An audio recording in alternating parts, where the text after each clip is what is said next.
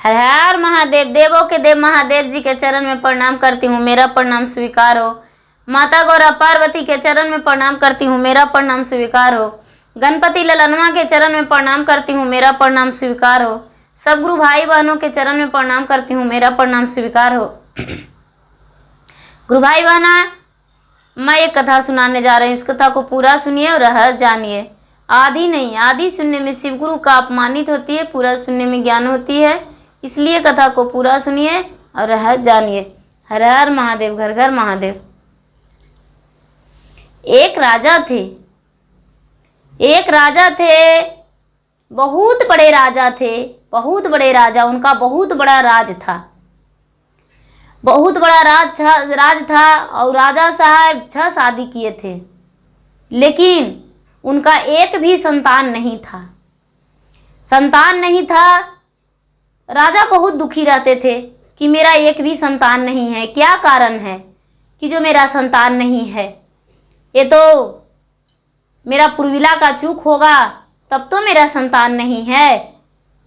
ये जो राजा साहब थे वो अपने गुरु को बुलाए, बहुत पूर्वजों के जो गुरु थे वो उनको बुलाए। गांव वाले बोले कि गुरु महाराज पुरोहित को बुलाइए राजा साहब, और आपको वेद पुराण देखेंगे और कहेंगे कि क्या कारण है जो आपका संतान नहीं हो रहा है। ये जो राजा थे वो बुलाए गुरु पुरोहित को, और गुरु पुरोहित को बुला के मान आदर से अपना घर में बैठाए, भोजन करवाएं, और भोजन कराकर और कहें कि महाराज मेरा किस्मत देखिए क्या है, जो हम 6 शादी कर चुके हैं और मेरा एक भी संतान नहीं है, क्या कारण है? ये कहने लगे। गुरु पुरोहित उनका पोथी पत्रा उलट के देखने लगे, उनका भविष्य देखने लगे, तो कहने लगे कि राजा साहब एक शादी आप और कीजिए, तब आपका संतान हो जाएगा। बोले कि तो ठीक है, एक शादी और कर लेंगे। राजा साहब उसी दिन नगर में फैला दिए कि भाई हम एक शादी और करेंगे, एक शादी और करेंगे तो मेरा संतान हो जाएगा, इससे बड़ा क्या खुशी है, एक शादी हम और कर लेंगे। राजा साहब 7वां शादी कर चुके।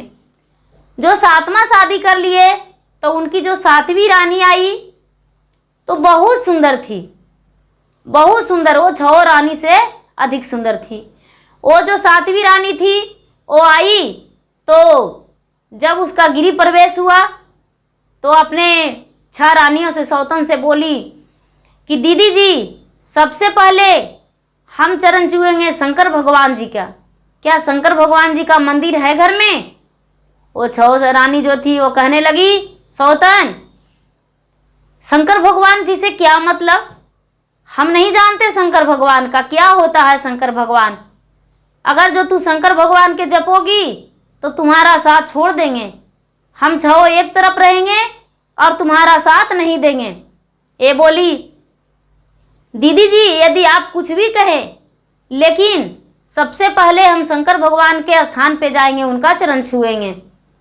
इसका जो पति थे राजा बोले, कोई बात नहीं, चलिए आपको हम ले चलते हैं भगवान जी के चरण में।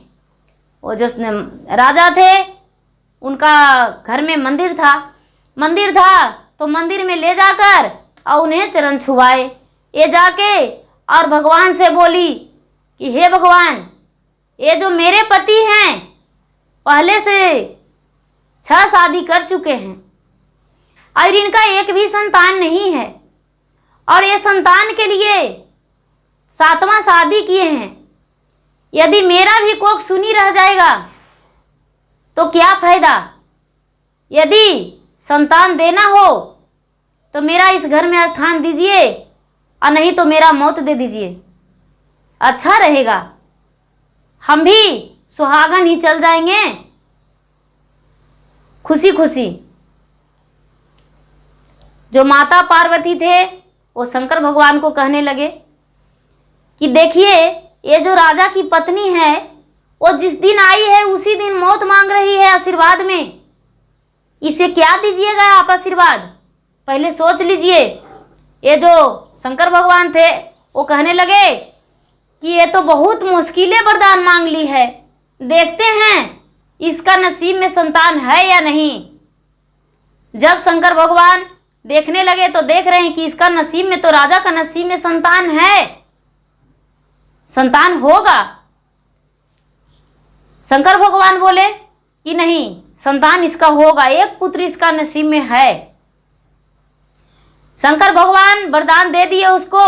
वो जो लड़की थी वहां से चरण छूकर अंदर गई राजा के साथ गृह प्रवेश की। जो भी विधि व्यवहार था वो सारी विधि व्यवहार करते हुए और अपना रसोई में चली गई। खाना बनाई, सारी काम की।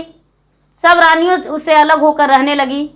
6 रानी थी, वो इस रानी से कोई भी बात नहीं करने लगी, क्योंकि ये जो रानी थी, छोटी वाली रानी, 7वीं रानी राजा के, वो 7वीं रानी राजा के जो थी, वो प्रतिदिन उठकर और सबसे पहले झाड़ू लगाकर और शंकर भगवान के मंदिर जाती थी स्नान करके, और पूजा करती थी, जाप करती थी और शंकर भगवान के भजन करती थी। जब ये भजन करने लगती थी तो जो 6 सौतन थी राजा की 6 रानी, वो अपना कान मुनमुन कर और एक तरफ बैठ जाते थे ऊपर जाकर महल पे, और कहते थे कि पता नहीं ये क्या जानती है, क्या करती है, ये भचर भचर भचर भचर करती है जाके मंदिर में, हमें इसका व्यवहार पसंद नहीं है। अपने राजा से कहती, राजा साहब इसका व्यवहार हमें पसंद नहीं, इसका त्याग कर दीजिए, इसको निकाल दीजिए घर से। लेकिन राजा साहब कहते थे कि नहीं, हम ऐसा नहीं कर सकते हैं, क्योंकि जैसे आप 6 को लाए हैं उसी तरह उसे भी लाए हैं, तो मेरा वो भी रानी है, हम उसका त्याग कैसे कर सकते हैं, नहीं। लेकिन 1 से 2 महीना 3 महीना हुआ तो वो जो 7वीं रानी थी राजा की, वो गर्भवती रह गई। जब गर्भवती रह गई तो राजा से अपने पति से बताई कि राजा साहब हम गर्भवती हैं, हम माँ बनने वाले हैं। ये जो राजा साहब थे वो कहने लगे कि तू माँ बनने वाली हो, तो हाँ। ये अपने 6 रानियों को बताए राजा साहब कि रानी साहब जिसे आप कहते थे कि वो भच भच करती है, पता नहीं क्या जानती है, आज वो माँ बनने वाली है, इसका स्कूल का बारिश देने वाली है। बताइए, मेरा रोशन हो जाएगा ज़िंदगी, मेरा घर में खुशहाल आ जाएगा, कितना अच्छा लगेगा। ये जो 6 रानी थी वो जलने लगी और इसको से बहुत काम करवाने लगी। राजा जितना व्यवस्था करते थे इसके लिए उतना ही इन लोग ये दुख देती थी। कहीं पर घी गिराती थी तो कहीं सरसों तेल गिरा देती थी, कहीं पर ऊंच नीच गड्ढे कर देती थी, इसको रस्सी से फंसा के गिरा देती थी। लेकिन माता पार्वती जो थे वो हरदम इसके माता की तरह हाथ पकड़ के इसको उठा लेते थे और इसका बच्चा जो था उसे कुछ नहीं होने देते थे। वो 6 सौतन जो थी उसको लगता था इसका गर्भ जो है वो खत्म हो जाएगा तो राजा इसको छोड़ देंगे, त्याग कर देंगे और इसको हम लोग कुछ भी कह देंगे। लेकिन ऐसा हुआ नहीं, कुछ भी नहीं हुआ और राजा साहब ही खुशी खुशी इसको मान मर्यादा से रखे रहे। जब 9वां महीना आया तो इसे तकलीफ होने लगा। ये राजा साहब को खबर भेजाया दाई के हाथे कि जाओ दाई बोल दो कि जो रानी जो हैं वो बहुत तकलीफ में हैं, आपको घर पे बुला रहे हैं। लेकिन जो दाई थी वो दाई राजा के पास नहीं जाकर 6 रानी के बता दी कि रानी साहब वो जो छोटी वाली रानी हैं उन्हें तो बहुत आज तकलीफ हो रहा है, वो बहुत बेचैन हैं, लगता है उनका बच्चा होगा। ये जो 6 रानी थी वो बोली कि सुनो, हम तुम्हें बहुत धन देंगे, लेकिन तुमने मेरा एक काम कर दो। ये जो दासी थी वो बोली क्या काम करें? बोले इसका जो बच्चा होगा वो बच्चा चाहे लड़का हो या लड़की मेरे हाथों सौंप देना और एक बंदरिया का बच्चा ले जाकर धर देना। वो जो 6 रानी थी वो किसी से एक बंदरिया का बच्चा मंगा ली और उसका बच्चा हो गया। राजा साहब नहीं आए, राजा साहब का पता नहीं था। ये इसका बच्चा को दाई हटा ली और बंदरिया को धर दी, बंदरिया का बच्चा का धर दी और बच्चा को लाके 6 रानियां का हाथ में सौंप दी। राजा को पता चला ये लड़की, ये जो 7वीं रानी थी वो देखने लगी तो देख रही है कि अरे मेरा ओद्र से बंदरिया पैदा लिया है। हे भगवान, ये आपने क्या किए? मेरा दिए भी तो एक बंदरिया दिए। हे शंकर भगवान, आप कैसी लीला रचे हैं? राजा साहब को पता चला कि मेरा जो सातवीं रानी थी वो एक बंदरिया का जन्म दी है। राजा साहब बहुत क्रोधित हुए, बहुत क्रोधित हुए और घर आए तो रानी उनको बोलने लगी कि देखिए राजा साहब, मेरा तो संतान नहीं हुआ तो कोई बात नहीं, लेकिन आपका वो जो सातवीं रानी है वो तो बंदरिया का जन्म दी है। उसमें से जो बड़ी रानी थी, सबसे बड़ी रानी, वो जाकर बच्चा को जंगल में छोड़ दी थी। जंगल में छोड़ दी थी, एक पीपल के वृक्ष के नीचे उस बच्चा को छोड़ दी थी।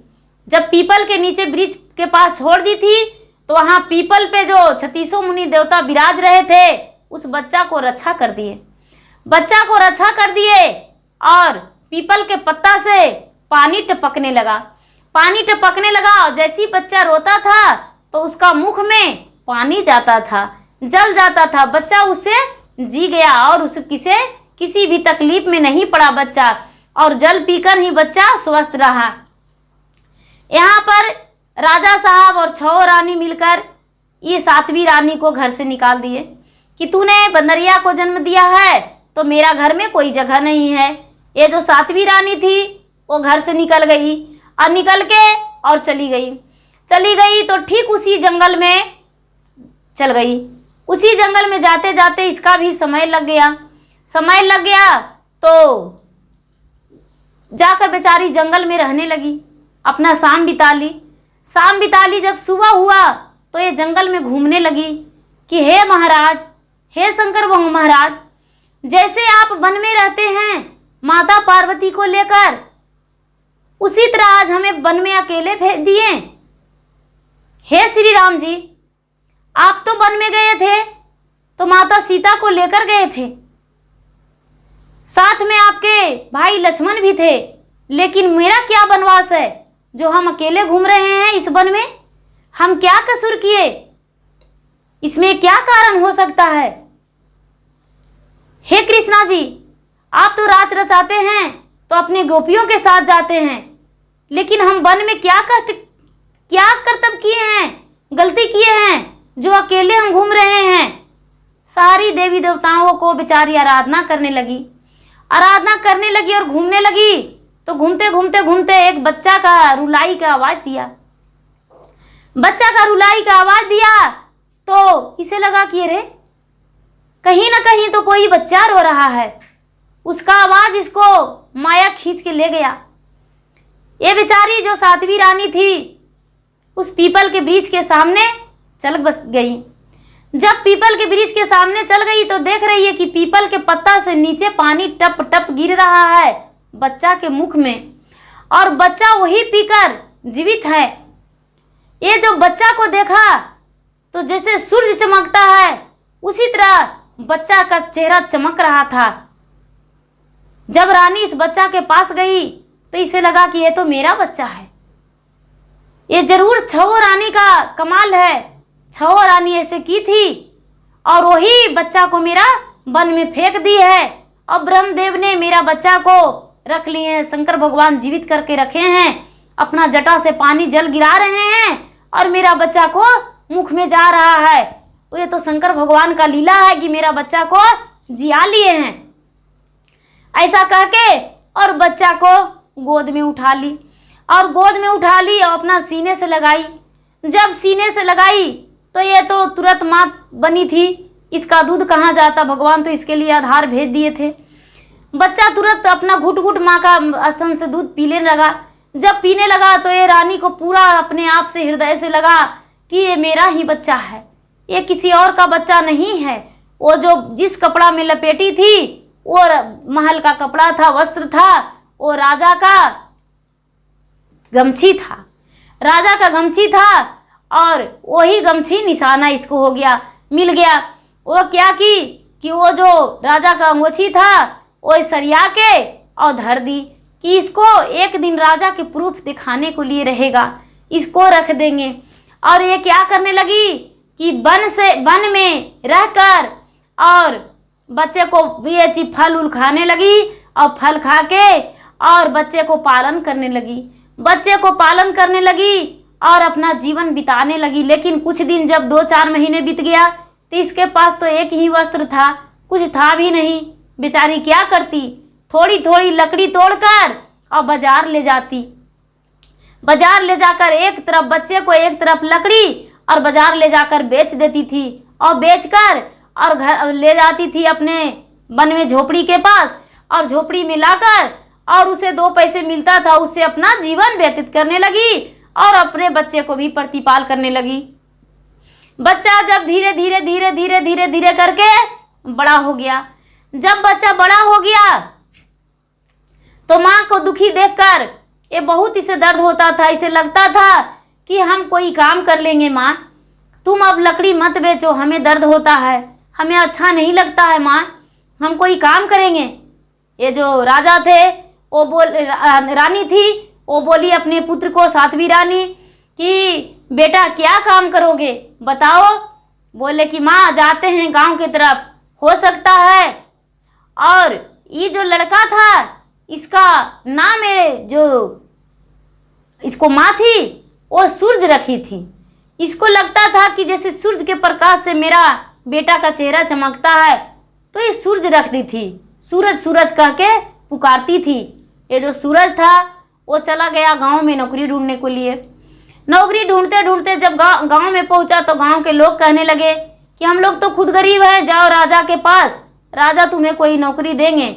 ये अपने जो इस घर में जो पिता थे, इसे तो पता नहीं था कि ये हाँ मेरा घर है, मेरे पिता हैं। उस नहीं के पास चला गया और जाकर बोला कि राजा साहब कोई काम मिलेगा। राजा जब इसको आवाज़ सुने तो राजा देखते के देखते रह गए और राजा को लगने लगा कि जैसे मेरा पुराना रिश्ता हो, ये बच्चा मेरा कोई है, अपना सा महसूस होने लगा। आंखों में आंसू भर आया, राजा का कोई आवाज नहीं निकला और आंखों में आंसू भर के और कहने लगे तुम कौन हो। ये लड़का बोला मैं सूरज हूँ, मेरी माँ वन में रहती है, लकड़ियाँ बेचती है, उसी का बेटा हूँ, मैं काम मांगने आया हूँ राजा साहब, क्या आप काम दीजिएगा। बोले राजा हाँ हम तुम्हें काम देंगे, तुम मेरे घर नहीं भी काम करोगे तो हम बिठा के तुम्हें देंगे पैसे, लेकिन तुम मेरे घर आ जाना प्रतिदिन। ऐसा कह के और राजा साहब उसे भोजन करा दिए, भोजन करा दिए और उसे काम पर रख लिए और काम पर रख के और कुछ पैसे दे दिए। शाम में वो लड़का चला गया, लड़का चला गया, अपने माँ से बोला माँ हम काम करके आ गए। माँ बोली ठीक है बेटा जाओ राशन पानी ले आओ, उससे चूल्हा जलाएंगे, भोजन करेंगे। धीरे धीरे ये लड़का प्रतिदिन काम करने लगा उस राजा के पास जाकर। सूरज राजा को बहुत प्रिय ही दोस्त बन गया था। जैसे राजा को लगता था कि कोई मेरा अपना है, तो राजा अपने पुत्र के समान इसे मानते थे, पुत्र के समान मानते थे। और राजा इसे कहते थे कि तुम अपना एक दिन मुझे घर ले चलना।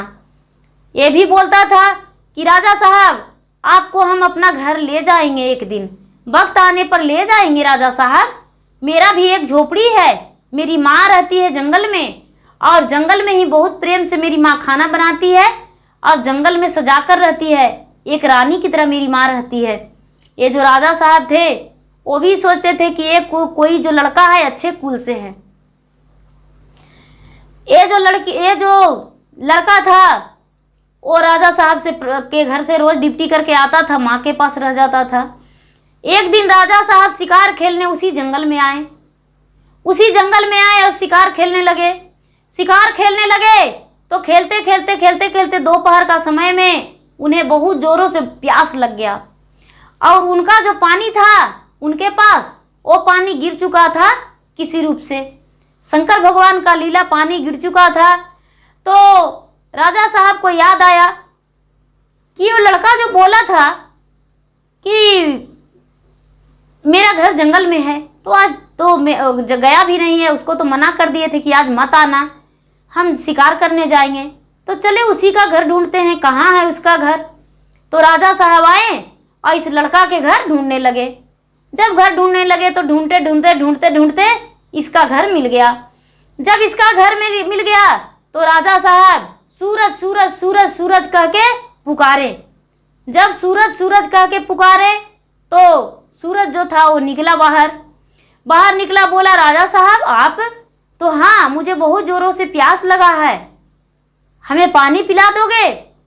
बोला हाँ, आपको हम पानी पिलाएंगे। इसको माँ जो थी जल्दी से कुएं से पानी निकाली।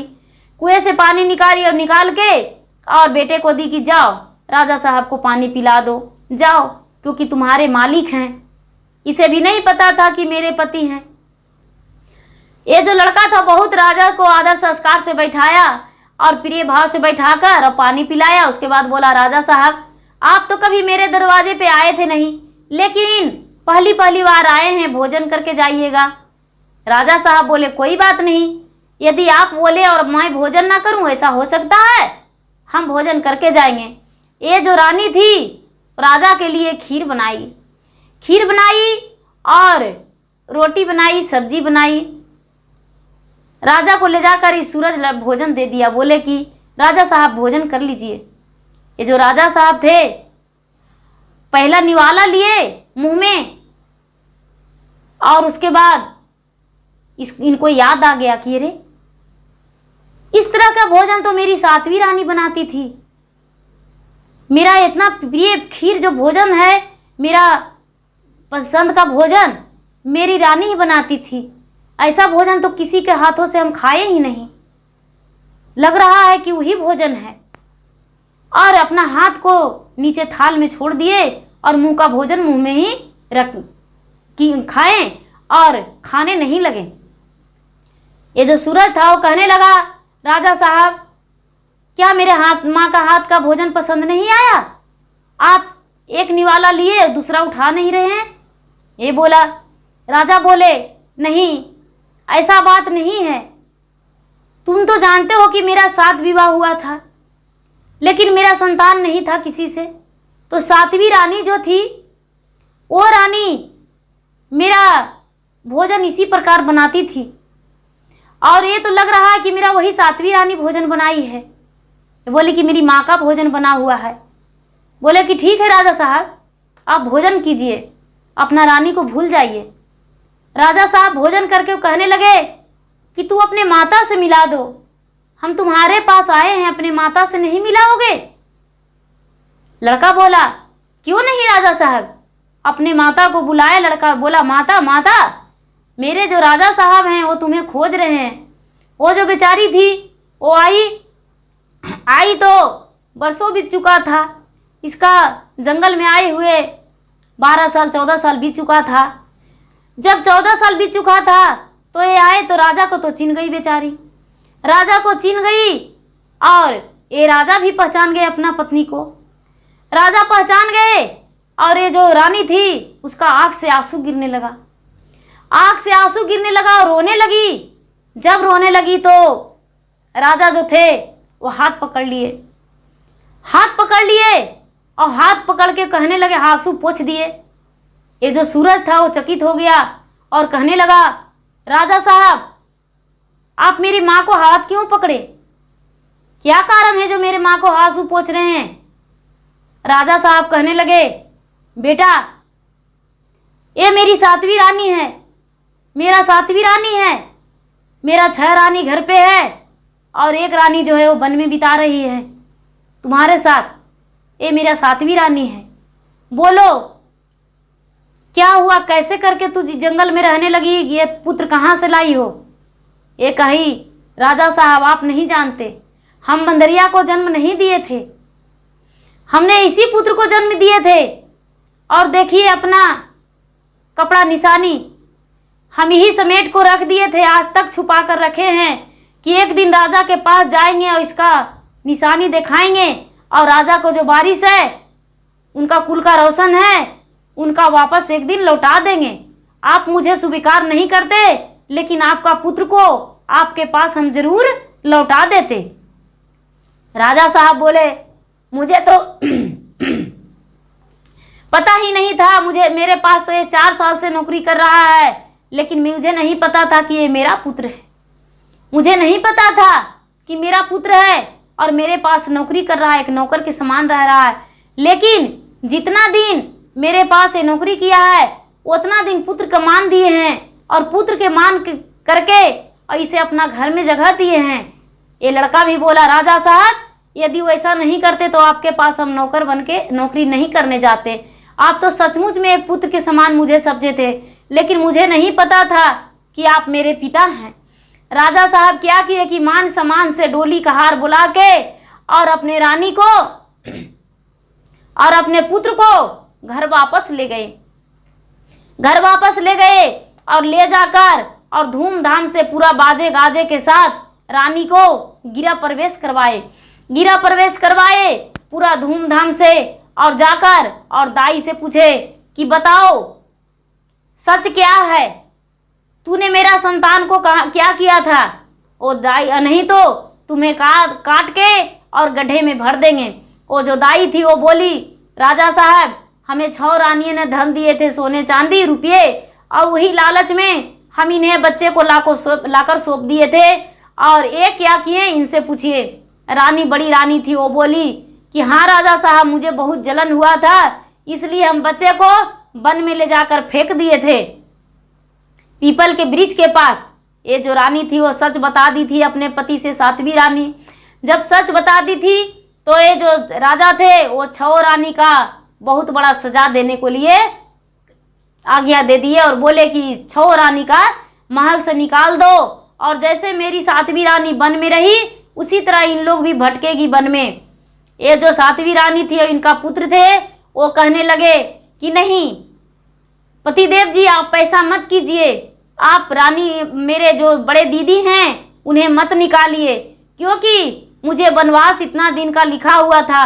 मेरा जो पुत्र था उसे वन में ही पोसाना पलाना था, तो उसी तरह मेरा बच्चा पैदा लिया राजमहल में, लेकिन पला पोसा वन में। जैसे माता सीता का पुत्र वन में पैदा लिए थे और वन में पोसाए थे, लेकिन राज सिंहासन पर अपने आए थे और अपना राज सिंहासन को स्वीकार किए थे रामचंद्र। उसी तरह आप भी अपने पुत्र को स्वीकार कीजिए और अपने 7 रानियों को स्वीकार कीजिए। और जो 7वीं रानी थी वो ऐसा करने से मना कर दी और नहीं कही कि हाँ इसे दंड दीजिए। वो राजा साहब कोई दंड नहीं दिए, और ये जो 6 रानी थी वो 7वीं रानी से क्षमा मांगी, राजा से क्षमा मांगी और सब मिलजुल के रहने लगी और कहने लगी कि देखिए आप लोग भी शिव गुरु का शिष्य बन जाइए और शिव जी का पूजा कीजिए, क्योंकि हम शिव गुरु का शिष्य बनकर शिव जी का पूजा किए, उन्हें गुरु माने हैं, आप ही भी मानिए। जो 6 रानी थी वो भी गुरु मान ली और सुखी जीवन बिताने लगी। और 7 रानी का एक सूर्यपुत्र रह गया। सूर्यपुत्र रह गया, राजा का कुल वंश का रोशन रह गया, उनका कुल का नाम रहा। धन्यवाद। हर हर महादेव, घर घर महादेव। गुरु भाई बहना, मेरा वीडियो अच्छा लगे तो इसे लाइक कीजिए, शेयर कीजिए, सब्सक्राइब कीजिए। धन्यवाद। मैं इंस्टाग्राम पे भी हूँ और फेसबुक पे भी हूँ। मेरा इंस्टाग्राम पे फॉलो कीजिए और फेसबुक पे फॉलो कीजिए। धन्यवाद। आप सभी का बहुत बहुत धन्यवाद।